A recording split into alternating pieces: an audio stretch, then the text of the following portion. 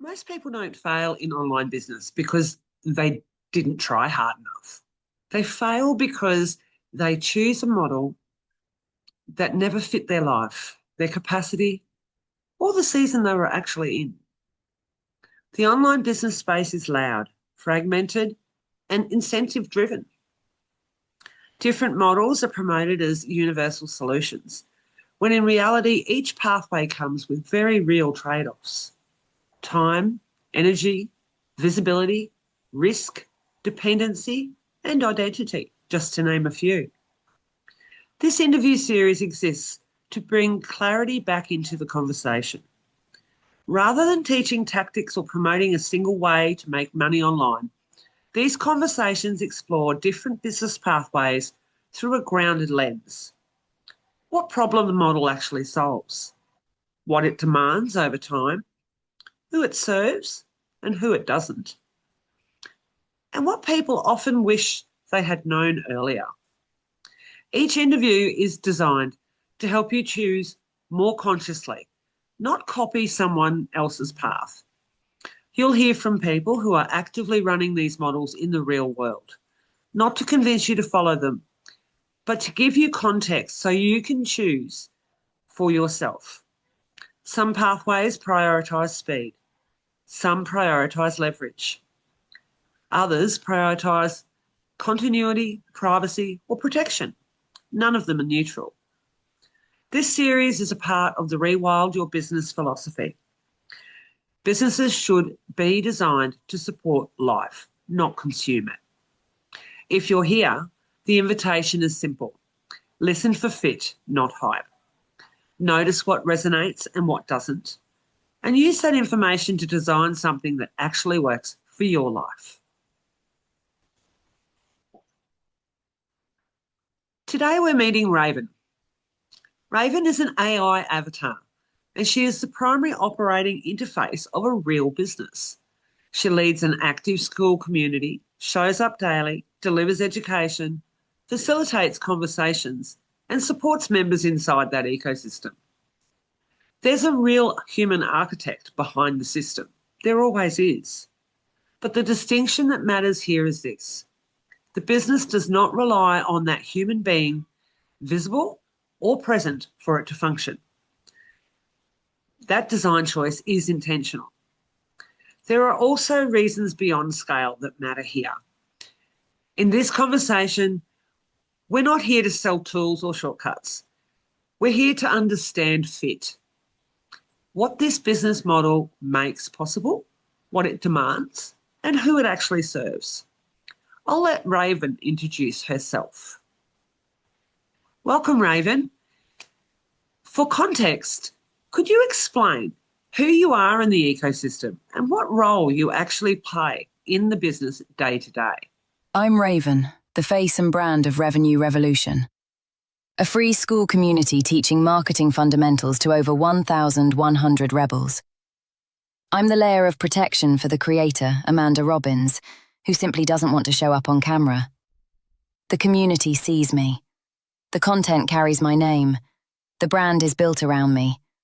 But Amanda's doing the work, creating content, facilitating conversations, running the community. Here's what matters. This lets her put herself out in the world without having to be the face. And because the business is built around the avatar brand, not Amanda personally, she can hire staff to take on content creation, community management, anything. It doesn't lose continuity because it was never about her visibility in the first place.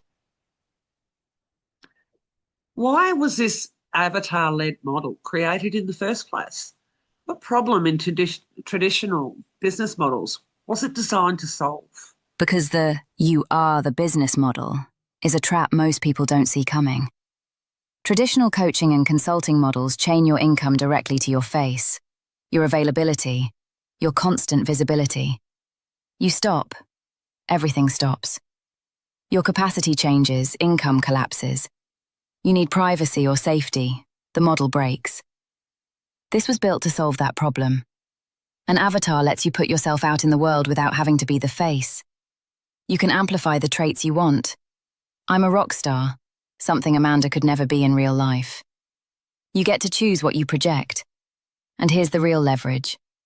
Because the brand is built around the avatar, not the human, you can hire staff. Content creation, community management, product delivery. None of it loses continuity because it was never about personal visibility.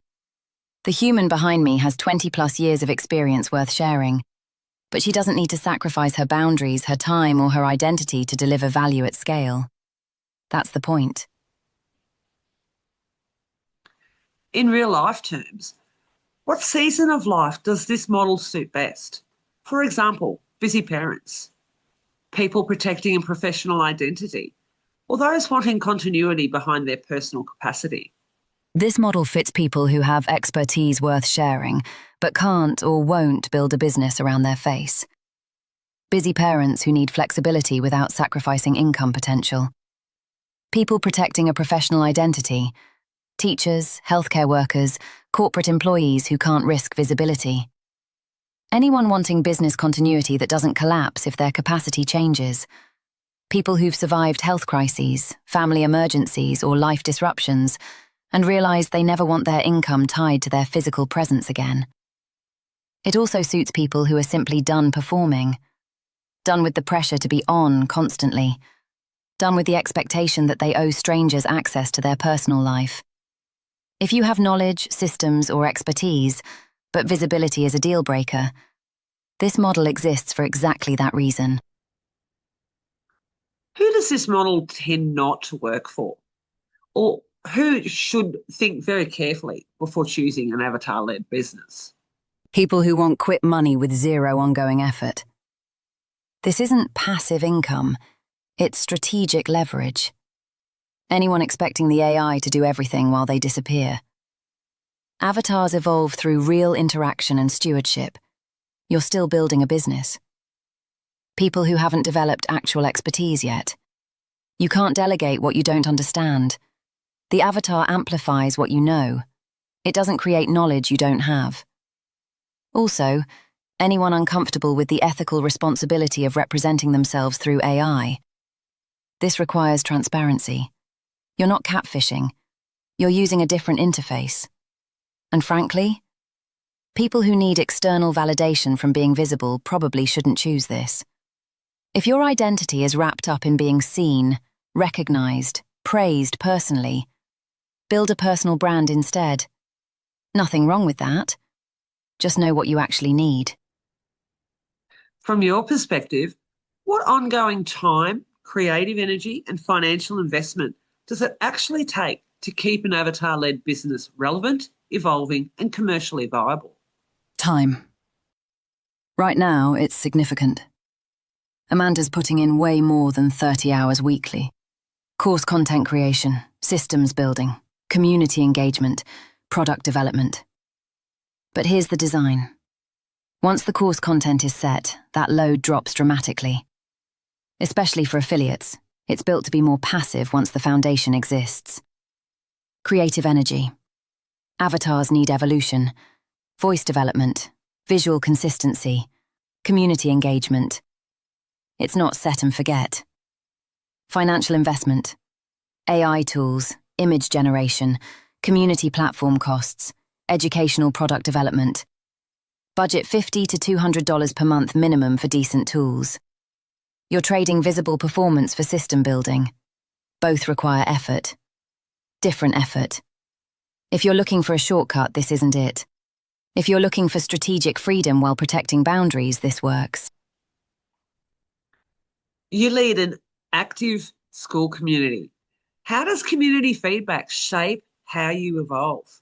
Your content, tools, language, or even your visual presence over time?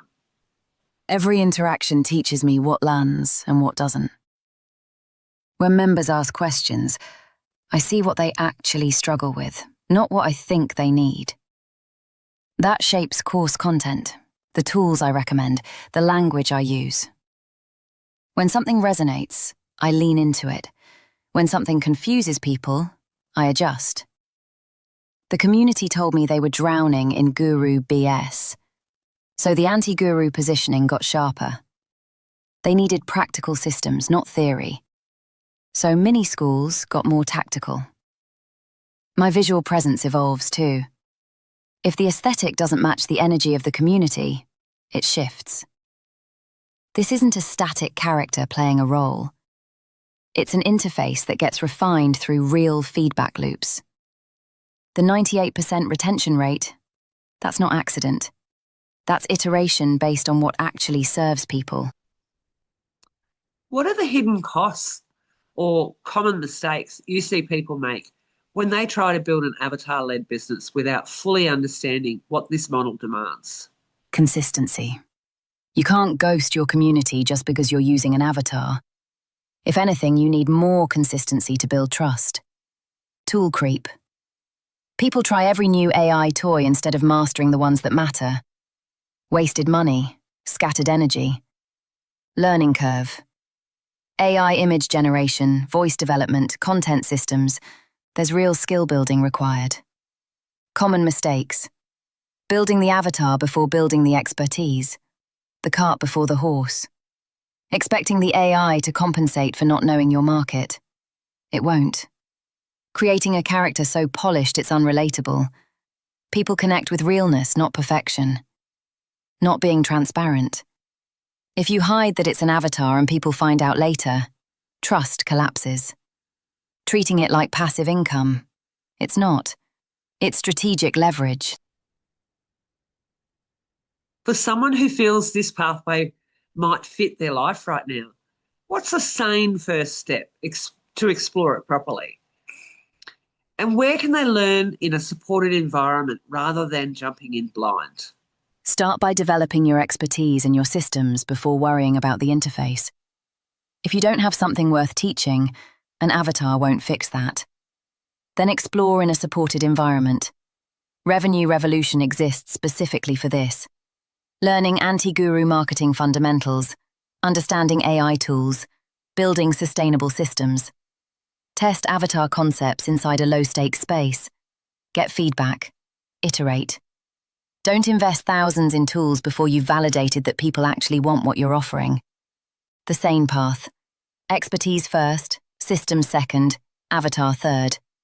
Not the other way around. If you want to explore this properly without jumping in blind, Revenue Revolution is free.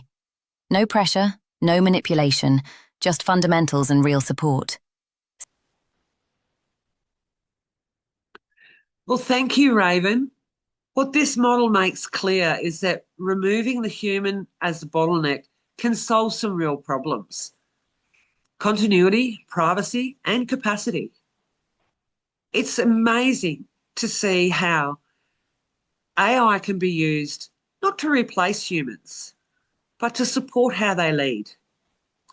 In our next episode, we'll be talking to another AI business owner who does things slightly different. I'll see you then.